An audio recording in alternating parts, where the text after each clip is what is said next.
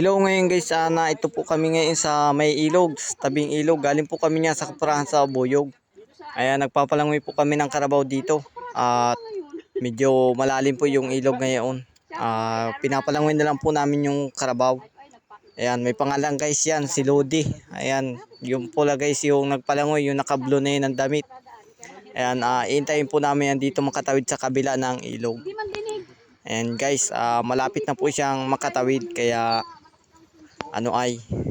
yung pagkalayo po kaya ng niya, yung dinalhan namin niya, galing pa po yung Abuyog ay. Ayan guys, ayo pa tumuloy guys sa tabi, natatakot yata guys sa sangatan uli namin ng pahilian na hilahan ng ng ating nyug. Kaya guys hindi siya natuloy.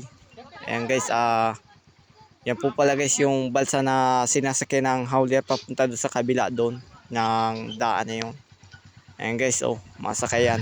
Ayan po guys yung nag-iintay na yun. Ang kapatid ko po yung nakakulay pink na yan ng damit.